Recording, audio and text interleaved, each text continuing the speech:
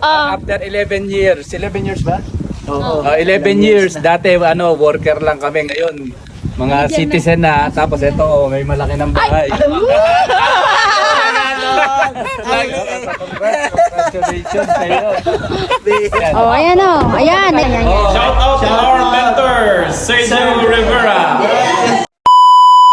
Ngayong araw nga ay pupunta kami sa lugar kung saan una kaming nanirahan dito sa Canada. 11 years ago nga ay dito kami nagsimula at nagumpisa bilang isa sa mga temporary foreign workers. Dito pa rin ito sa Alberta at 2 oras lang ang layo nito mula sa Calgary. At ngayon nga ay magkikita-kita kami ng mga kabatch namin at mga kasamahan namin dati sa trabaho. 2 oras nga tayo magdadrive at mahigit 200 kilometers ang ating lalakbayin para marating ang City of Brooks dito sa Alberta. At alam mo ba na ang probinsya ng Alberta ang isa sa pinakamaraming baka dito sa buong Canada? At pangalawa sa may pinakamaraming farm area o lupang sakahan kung saan karamihan dito ay produkto ng canola at dito nga kinukuha ang canola oil. Pagkalipas nga ng 2 oras ay narating na namin ang City of Brooks. Marami nga tayong kababayang Pilipino ang piniling manirahan at mamuhay dito sa lugar ng Brooks. Dumaan din kami sa lugar kung saan kami unang nagtrabaho dito sa Canada. At dito nga yan sa JBS Foods Canada. At eto ng JBS ang isa sa pinakamalaking meat plant dito sa buong Canada. Dito nga ay kumakatay ng mahigit kumulang 5,000 baka araw-araw. Wow! At marami din tayong mga kababayang Pilipino ang nagtatrabaho dito. Kaya shout out sa mga dati naming katrabaho dito sa JBS Brooks at sa mga Pilipino na naninirahan dito sa Brooks. At pagkalipas nga ng mahabang panahon ay nagkita-kita rin kami uli ng dati naming mga kasamahan sa trabaho.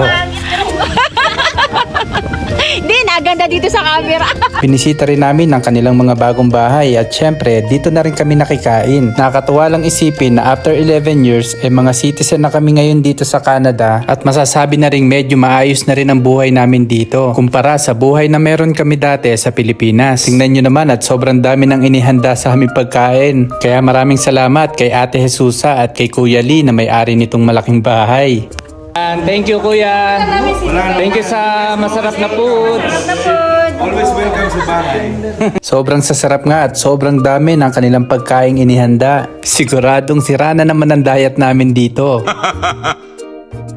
Hindi na nga malaman ni Mama Shell kung anong pagkain ang kakainin niya dito. Shout out to our mentor, Sergio Rivera. Oh, talaga masyado. Eto nga isang kaibigan namin ay bumiyahe pa ng 12 oras para lang pumunta dito sa lugar namin sa Alberta. After anong year? 7 years, 5 years. 5 years na ba? Hindi ba 6 years? Parang hindi na bago mga mukha niyo din.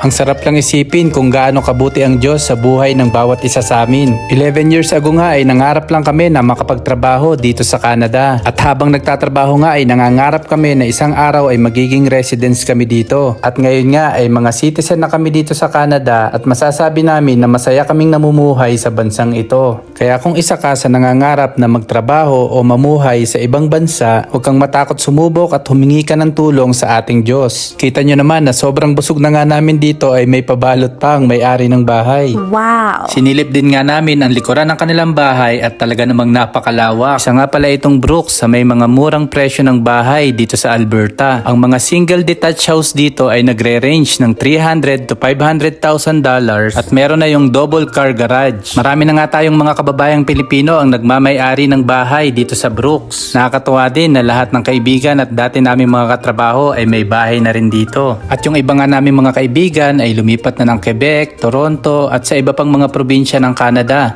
Maraming salamat nga sa mga kaibigan namin dito at lahat ng bahay na puntahan namin ay talagang ipinaghanda kami ng makakain. Bahay na ito kinakain. Kulang pa nga yata ang isang araw para bisitahin ng lahat ng mga kaibigan dito sa Brooks. At naimbitahan pa nga kami dito sa birthday at binyagan ng anak ng isa nating kababayan. Kumain na lang nga kami ng dessert dito at talagang busog pa kami. Maraming salamat nga pala sa nag-imbita sa amin dito. Nakakamiss talaga ang samahan ng mga Pilipino at simpleng pamumuhay dito sa lugar ng Brooks. Marami din kami ditong mga katrabaho na ibang lahi. At ito nga, nakilala pa kami nitong isa na si Mustafa. After 11 years. 11 years ba? 11 years. Dati worker lang kami. Ngayon mga citizen na. Tapos ito may malaki ng bahay. Congratulations. Maraming taong nangangarap na mamuhay at magpunta sa ibang bansa. Pero minsan mapapatanong ka sa sarili mo kung masarap ba talaga ang buhay sa ibang bansa. Madalas kasi makikita mo sa post ng mga kakilala mo na nasa ibang bansa ang magagandang lugar. Mga lugar na sa TV lang natin nakikita. Pero sasabihin ko sa iyo na hindi madali ang mamuhay at magtrabaho sa ibang lugar o ibang bansa. Maraming paghihirap at sakripisyo na madalas ay sinasarili lang ng isang OFW. Kaya kung isa ka sa nangangarap umalis sa bansang Pilipinas para magtrabaho o mamuhay sa ibang lugar, pag-isipan mo maigi dahil kailangan buo ang loob mo. Ihanda mo ang sarili mo sa maraming pagsubok at hamon ng buhay. At lagi kang humingi ng tulong sa ating Diyos dahil walang imposible kung patuloy kang magsisikap para sa iyong pangarap. Maraming salamat nga pala sa panonood ng aming video. Kung hindi ka pa nakapollow, paki-like and follow na lang po ang aming page. Hanggang dito na lang. God bless everyone. Hanggang sa muli. Sa ulitin.